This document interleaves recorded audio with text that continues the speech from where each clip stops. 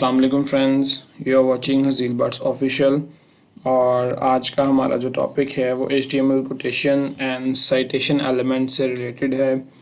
Last दो lectures में मैंने HTML के काफ़ी ज़्यादा टैग्स को डिस्कस किया है, उनके एट्रीब्यूट्स, उनकी वैल्यूज़ को डिस्कस किया है। लास्ट लेक्चर में हमने स्टाइल के एट्रीब्यूट को डिस्कस किया था। हम उसी से ही फर्दर ऑन आगे मूव ऑन करेंगे, लेकिन आगे जाने से पहले मैं आप सबसे रिक्वेस्ट करता हूँ कि मेरे इस YouTube चैनल को सब्सक्राइब करें, बेल आइकन को दबाएं और वीडियोस को ज़्यादा से ज़्यादा शेयर करें ताकि जो स्टूडेंट्स हैं उन तक ये इन्फॉर्मेशन पहुंच सके, वो भी कुछ ना कुछ सीख सकें। सो हम स्टार्ट करते हैं अपने आज के टॉपिक से। तो कल हमने डिस्कस किया था कि हम किस तरह से एक पैराग्राफ लिखते हैं। ठीक है जी, एक पैराग्राफ लिखा है हमने, ठीक है, और पैराग्राफ को क्लोज किया। हमने स्टार्ट किया था स्टाइल के एट्रीब्यूट से। आज भी हम स्टाइल के एट्रीब्यूट को फर्दर ऑन डिस्कस करते हैं। तो स्टाइल के एट्रीब्यूट को फर्दर ऑन डिस्कस करने के लिए हम अगर बात करें तो कल हमने बात की थी कि टेक्स्ट के कलर किस तरह चेंज कर सकते हैं, साइज़ किस तरह चेंज कर सकते हैं, फ़ॉन्ट कैसे चेंज कर सकते हैं और उनकी बैकग्राउंड कैसे चेंज कर सकते हैं। आज हम बात करते हैं कि हम इस अपने पैराग्राफ को बॉर्डर कैसे दे सकते हैं। तो आप एक बॉर्डर अगर यूज़ करें तो बॉर्डर आप सिंपल यूज़ कर लें और बॉर्डर की आप 2 पिक्सल सॉलिड ब्लैक ये आप इसकी वैल्यू दे दें। तो ये क्या होगा कि आपका जो है ये पैराग्राफ आपने लिखा है, इस पैराग्राफ को एक बॉर्डर आ जाएगा और उसकी थिन लाइन कितनी होगी, 2 पिक्सल। तो अगर आप देखें यहाँ पे, अगर इसको रिफ़्रेश करें तो ये आपके पूरे पैराग्राफ को, क्योंकि पैराग्राफ पूरी स्क्रीन के ऊपर होता है, तो ये उसको ये आ गया। अब यहाँ पे ही हम इसको फर्दर ऑन डिस्कस करते हैं कि हम जो है ना इसका साइज़ डिस्कस कर लेते हैं। फ़ॉन्ट का साइज़ थोड़ा सा मैं रिकॉल कर रहा हूँ पिछले लेक्चर को, तो साइज़ इसका मैं 50 पिक्सल कर देता हूँ। और यहाँ पे मैं इसका जो है ना बैकग्राउंड कलर जो है, ये जो चीज़ें हमने लास्ट लेक्चर में डिस्कस की थी उसको सिर्फ हम रिव्यू कर रहे हैं। ठीक है, ये चीज़ें हमने लास्ट टाइम डिस्कस की। फर्दर इसमें सिर्फ मैंने बॉर्डर को ऐड किया है ताकि आप लोगों को पता लगे कि स्टाइल के एट्रीब्यूट में बॉर्डर भी आ सकता है। तो ये देखें, अब हमने क्या किया, बैकग्राउंड ब्लैक कर दी, बैकग्राउंड येलो कर दी और पैराग्राफ का कलर बाय डिफ़ॉल्ट था और हमने 2 पिक्सल सॉलिड ब्लैक कर दिया। अब इस 2 पिक्सल को अगर आप 10 पिक्सल करके देखें तो आपको पता लगेगा कि ये इसका बॉर्डर चेंज हो गया। ठीक है जी, तो अभी ये था हमारा लास्ट का लेक्चर। फॉर एग्जांपल अब आज के लेक्चर की तरफ अगर हम मूव ऑन करें तो आज के लेक्चर में हम स्टाइल के एट्रीब्यूट को नहीं डिस्कस करेंगे, हम कुछ फर्दर ऑन चीज़ें डिस्कस करेंगे। तो फर्दर ऑन चीज़ें ये हैं कि अगर आपने एक कोटेशन लिखनी है तो आप अपने इसमें किस तरह से एक कोटेशन लिख सकते हैं। फॉर एग्जांपल मैं कहता हूँ दिस इज़ अ पैराग्राफ और यहाँ पे मैं कह देता हूँ this paragraph is about the HTML tutorial। ठीक है जी, अब मैं कहता हूँ कि ये चीज़ है ना मेरी, ये चीज़ इसको मैं कोटेशन में लिखना चाहता हूँ। तो कोटेशन के लिए आप क्या करेंगे, क्यू का टैग यूज़ करेंगे। ठीक है जी, तो इससे अलावा मैंने और भी टैग्स आपको बताए थे, बी बताया है, आई बताया है, वो सारे टैग्स मैंने पिछली लेक्चर में डिस्कस किए, इसलिए आज हम उनको डिस्कस नहीं करें, हम आगे फर्दर ऑन मूव करते हैं। तो क्यू का टैग क्या करता है, क्यू का टैग बेसिकली एक सिंगल लाइन कोटेशन बनाने के लिए यूज़ होता है। तो अब आप ये देखें कि मैंने दिस इज़ अ पैराग्राफ और इसको this paragraph is about the HTML tutorial, तो इसको मैंने एक कोटेशन में लिख दिया। ठीक है जी, इसको मैंने एक कोटेशन में लिख दिया, तो आपको ये पता लग जाएगा ये क्यों लिखने के आपको ये फ़ायदा है कि आप किस तरह से कोटेशन लिख सकते हैं। अब इसी तरह मैं फर्दर ऑन बात करता हूँ, मैंने कुछ ना एक पैराग्राफ लिख के रखा हुआ है। अब एक और हमने कोटेशन से रिलेटेड हमने एक बात करनी है, एक पैराग्राफ हमने लिखा है जी, ठीक है, तो उसको हम यहाँ पे पेस्ट कर देते हैं और पैराग्राफ क्लोज भी कर देते हैं। अब ये जो है कि हमने इस तरह से बात की, लेकिन अब इस पैराग्राफ को हमने अब यहाँ पे एक हम इसकी हेडिंग दे देते हैं, H1 हेडिंग दे देते हैं हम इसकी। ठीक है जी, और हेडिंग में हम कह देते हैं कि पैराग्राफ। ठीक है, लेकिन अब इस पैराग्राफ को हमने चेंज करना है, और क्योंकि पैराग्राफ में कोटेशन अगर हमने लिखनी है तो हम क्यू यूज़ करते हैं, लेकिन अगर हमने इस पूरे के पूरे पैराग्राफ को हमने कोटेशन में लिखना है तो हम इसको यहाँ पे पैराग्राफ नहीं यूज़ करेंगे, हम इसको ब्लॉक क्वाइट यूज़ करेंगे। ठीक है जी, ब्लॉक क्वाइट यूज़ करेंगे। ब्लॉक क्वाइट यहाँ पे आपने क्लोज नहीं करना, आपने पैराग्राफ के बाद इसको क्लोज करना है।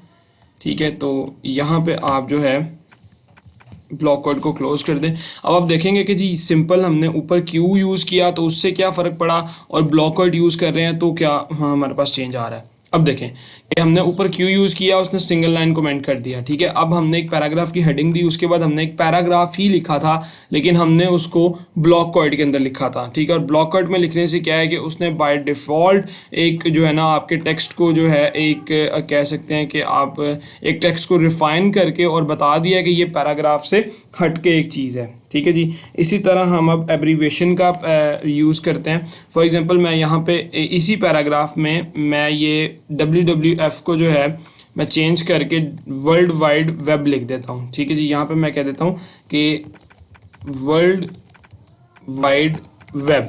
अगर आप इसको सेव करें तो ऑब्वियसली वहाँ पे भी ये वर्ल्ड वाइड वेब शो होगा। अब मैंने इसकी एब्रीवेशन करनी है, क्या करनी है, इसकी एब्रीवेशन करनी है। तो एब्रीवेशन मैं चाहता हूँ कि ये मैं पूरा ना लिखूँ, सिर्फ www लिखूँ और उस पर ही मुझे पता लग जाए कि क्या है।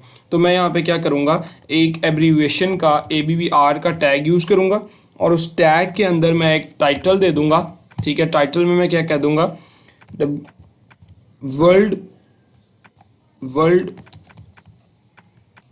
वाइड वेब, ठीक है जी। तो अब आप देखेंगे कि सिंपल इतना सा काम करने से अब इसका आपने ये दे दिया, अब आपने इसको क्या करना है, इसको आपने www कर देना है और यहाँ पे आपने एब्रीवेशन का टैग क्लोज कर देना है। तो अब इसको सेव करें और सेव करने के बाद ये देखें कि अब ये क्या आ गया, फॉन्ट ये नदी। अब www पे जब कोई आपका आइकन ये जाएगा ना आपका कर्सर, तो यहाँ पे आपको बता देगा वर्ल्ड वाइड वेब। पहले हमने क्या किया था कि हमने इसको WHO को हमने चेंज किया वर्ल्ड वाइड वेब में, और फिर हमने एब्रीवेशन लगा के उसकी शॉर्ट फॉर्म लिख दी कि जब भी आपका कर्सर इसके ऊपर जाएगा वो बाय डिफ़ॉल्ट कर्सर पे बता देगा कि जी आपका क्या है, ठीक है जी। अब हम इसी तरह से एक एड्रेस के टैग को यूज़ करने की कोशिश करते हैं। अब ये तो आपका, अब यहाँ पे मैं एक एड्रेस का टैग यूज़ करता हूँ और एड्रेस के टैग में फॉर एग्जांपल कि अगर आप यहाँ पे एड्रेस का टैग ना यूज़ करें, आप सिंपल एक पैराग्राफ का टैग यूज़ करें, तो यहाँ पे आप पैराग्राफ में लिख लें हाउस 2 स्ट्रीट समथिंग कुछ भी 45D और मॉडल टाउन, कुछ इस तरह से कुछ भी ABC आप कुछ भी लिख लें, ठीक है। या आप इसी तरह से नीचे आके आप लाहौर लिख लें, उससे नीचे आप इस्लामाबाद लिख लें, ठीक है जी। इस तरह से आप कुछ कर लें और यहाँ पे आप पैराग्राफ क्लोज कर दें। अब आप देखें कि आपने लिखा किस तरह से है, ये आपको अगर नहीं पता इसके बारे में तो मैंने लास्ट लेक्चर में आपको बताया था कि पैराग्राफ का डिफ्रेंसिएशन किस तरह से है। अभी इस तरह से लिखा है, लेकिन अब ये शो किस तरह से करेगा, एक सिंगल लाइन में शो करेगा ना। लेकिन अब हमने इसको एज अ एड्रेस लिखना है, क्योंकि हम ये एड्रेस लिख रहे हैं तो हम यहाँ पे पैराग्राफ की जगह पे एक एड्रेस का टैग यूज़ करते हैं, ठीक है जी। और एड्रेस के टैग के अंदर हम यहाँ पे एड्रेस का टैग क्लोज भी करते हैं। अब यहाँ पे जिस तरह आपने एड्रेस लिखा है ना, ये इसी तरह से शो करेगा, लेकिन ये अभी भी एक लाइन में शो करेगा। इसको आपने दूसरी लाइन में लेके जाने के लिए यहाँ पे BR लगाना है, ठीक है। और यहाँ पे भी आप एक BR लगाएंगे और ये एक आपको एड्रेस की फॉर्म में शो करेगा। ये देखें जी, ये एक एड्रेस की फॉर्म में। अब आप ये कह सकते हैं कि आपके माइंड में क्वेश्चन आ सकता है कि जी पैराग्राफ में अगर हम BR लगाते तो भी ये नीचे चला जाता, लेकिन पैराग्राफ में इसने इसको हाईलाइट और अटैलिक नहीं करना था, ठीक है। पैराग्राफ में सिंपल इसने इस लैंग्वेज में पैराग्राफ लिखना था, इस फॉन्ट में लिखना था, लेकिन एड्रेस में आपने उसने थोड़ा सा बाय डिफ़ॉल्ट उसको अटैलिक कर दिया है ताकि पता लगे कि जी ये एक एड्रेस है, ठीक है जी। अब इसी तरह अब हम एक साइट का एलिमेंट यूज़ करते हैं, ठीक है। साइट का एलिमेंट यूज़ करने के लिए क्या क्यों ज़रूरी है साइट का एलिमेंट। फॉर एग्जांपल मैं इस पैराग्राफ के अंदर ही एक साइट का एलिमेंट यूज़ कर लेता हूँ, ठीक है। वो साइट का एलिमेंट यूज़ करने से क्या होगा मैं अभी आपको दिखाता हूँ।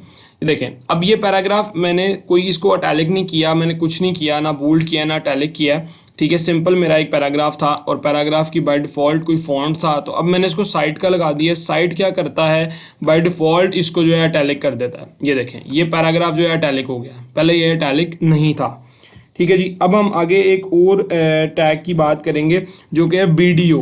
BDO बेसिकली क्या है कि BDO जो है, अब आप चाहते हैं कि आपका ये जो एड्रेस लिखा हुआ है ये आपका, या मैं चाहता हूँ कि ये जो मेरी कोटेशन में लिखा हुआ है ये मेरा अभी लेफ़्ट टू राइट लिखा है, मैं राइट टू लेफ़्ट लिखना चाहता हूँ, मतलब रिवर्स ऑर्डर में लिखना चाहता हूँ, तो आप यहाँ पे BDO का टैग यूज़ कर लेंगे, ठीक है। BDO बेसिकली जो है वो बाई डायरेक्शनल ओवरराइड टैग है और आप इसको यहाँ पे क्लोज करें। अब आप देखें यहाँ पे, अब आप देखें कि यहाँ पे हमने BDO का टैग यूज़ कर लिया, ठीक है। अब बाई डायरेक्शनल ओवरराइड, अब इसका हम आउटपुट चेक करते हैं तो क्या इसने कोई आउटपुट नहीं दी, क्यों कि अभी तक हमने इसको प्रॉपरली यूज़ नहीं किया। अब आपने इसकी डायरेक्शन भी डिफ़ाइन करनी है। डायरेक्शन आप डी या आर यूज़ करके डिफ़ाइन कर सकते हैं, और इसमें आपने क्या डायरेक्शन देनी है, राइट टू लेफ़्ट।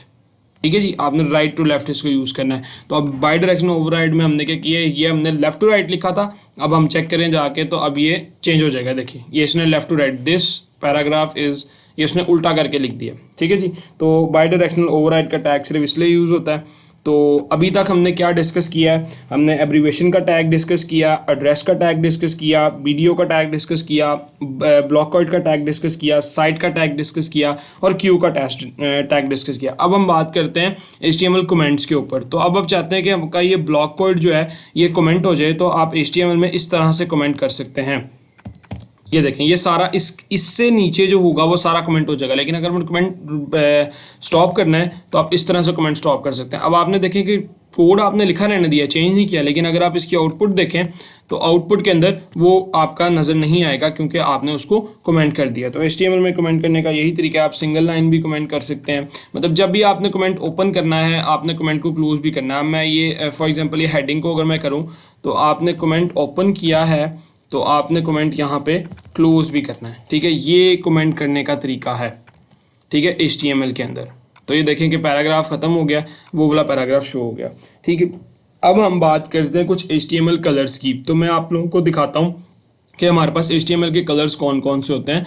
बेसिकली ये हमारे पास जो है HTML के बेसिक कलर्स होते हैं जिन पे हम बात कर सकते हैं। टमाटो कलर है, ऑरेंज है, डॉजर ब्लू है, मीडियम सी ग्रीन है, ग्रे है, स्लेट ब्लू है, वॉयलेट है, लाइट ग्रे है। ठीक है, तो ये हमारे पास डिफरेंट कलर्स हैं जिनको हम यूज़ कर सकते हैं। तो अभी आप देखें कि हम बात करते हैं यहाँ पे, अगर मैं इसको बात करूँ ब्लॉक कोड को मैं स्टाइल दे देता हूँ, और स्टाइल में मैं इस बात कर देता हूँ कि कलर मैंने देना है, इसको कलर कौन सा देना है। ठीक है जी, टमाटो कलर देना है क्योंकि जो कि हमारी लिस्ट का सबसे पहला कलर था। ठीक है जी, तो अभी हमने इसको टमाटो कलर दिया, ये देखें टमाटो कलर हो गया। ठीक है जी, ये देखें टमाटो कलर हो गया। अब हम इसको वॉयलेट कलर देते हैं, तो उसको हम क्या कहते हैं, नीचे जो एड्रेस है या इसी को हम वॉयलेट कलर दे देते हैं, वॉयलेट कलर दे देते हैं। इसको चेक करने की कोशिश करते हैं कि इसने क्या आउटपुट की है।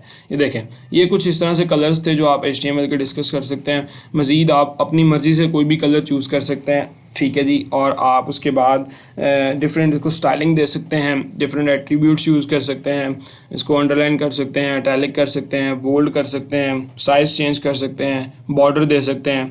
तो ये आपके ऊपर है कि आप अपने HTML डॉक्यूमेंट को किस तरह से डिज़ाइन करते हैं। होप्स हो कि आज का लेक्चर आप सबको समझ आया, और अगर समझ आया तो लाइक करें, कमेंट करें, और अगर कुछ समझ नहीं आया तो आप मुझे ईमेल कर सकते हैं। शुक्रिया, अल्लाह हाफिज़।